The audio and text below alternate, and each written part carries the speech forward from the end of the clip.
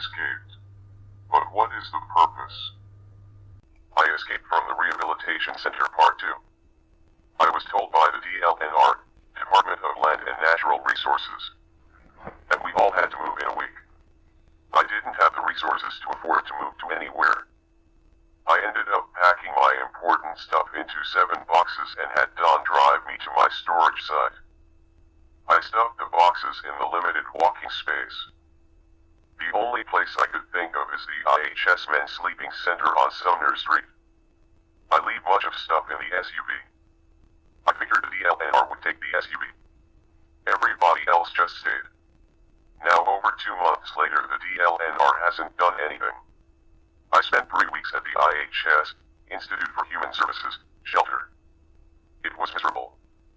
I thought it was from the food they kept feeding us. A scoop of oatmeal. A wider half like a sausage. Some sort of yellow rice. I started getting diarrhea. My back ached from laying on a concrete slab outside. I was assigned to the large eating area.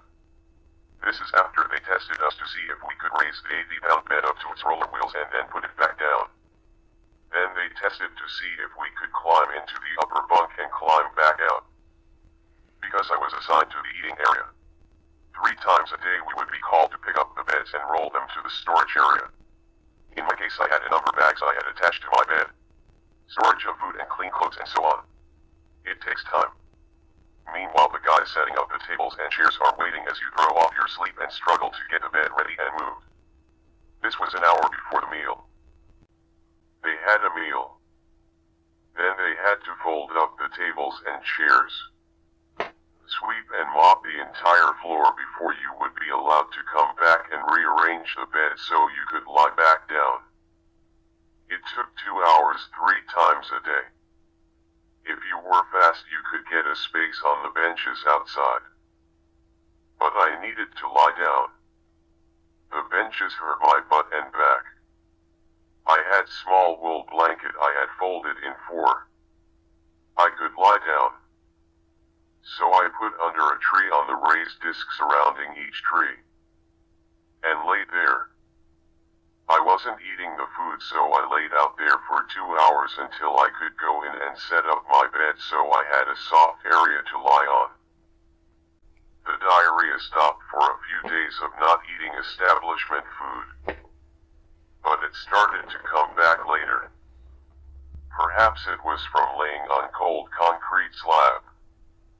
I couldn't rest my innards. At 6 a.m. they are coming on the speaker. Rise and shine. And you had to move. No rest. It was terrible. Sometimes at night the liquid shit filled my adult underwear. I would have to cut it off so I wouldn't drag my legs through the underwear holes. A couple of times I blew liquid shit all over the seat. Luckily I had clean pants to change into. Then I would wash the soiled pants and dry them in the laundry only 30 feet from my bed. It was terrible. I applied for access at the Sand Island Temporary Housing. I was accepted and moved after 3 weeks at IHS Sumner. I pay $150 a month for a room 1/3 of a 20-foot container. You get a bed and sheet and blanket and pillow. You have a very limited, timed, amount of power. You have to walk 200 feet to the toilets and showers attached. One day I left my bike locked to the bus stop while I took the 20 bus to downtown Walmart for a larger bike seat. When I got back, my bike was still locked to the bus stop, but both the tires had been stolen. I called people for a ride, but no one answered. Finally, Tobias said I should wait. He would bring me a bike.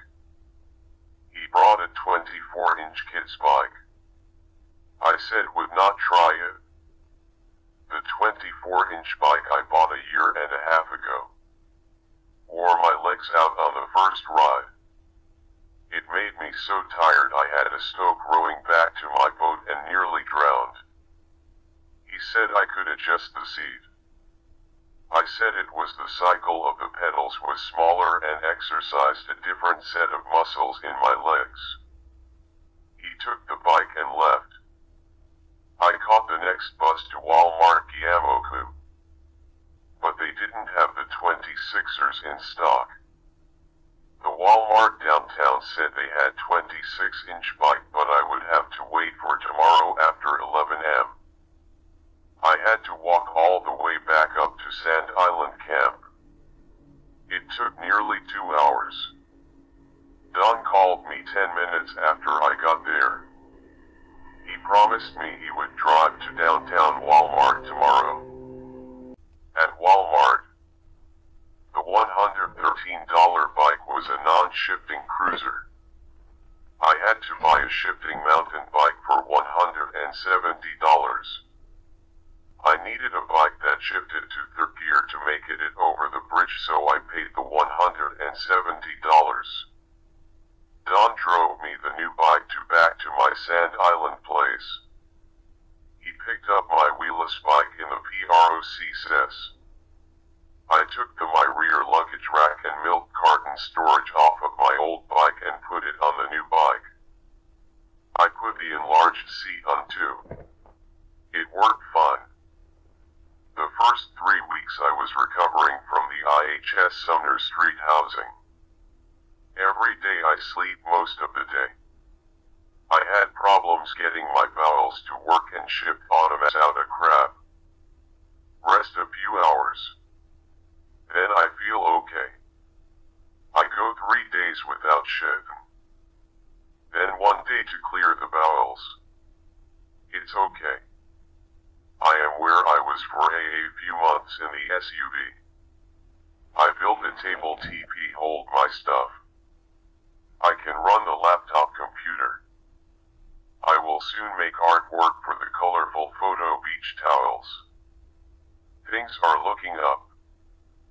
I will consider putting my hand-painted triplets in credit unions for sale at $2,500.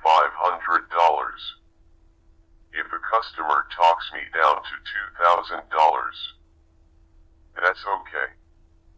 That's what happened 4 years ago. I put a large painting displayed in a federal union. I sold it for $2,000 12 months later. There are a lot credit unions that can't afford real paintings. I have 25 triplets in storage now. They are not making anything there. If I can get somebody to drive me, maybe I could offer to sell triplets. Maybe every 12 months one would sell. If I have 25 up, maybe I would sell 25 a year. I could use your help. I could find a place with a restroom and electricity.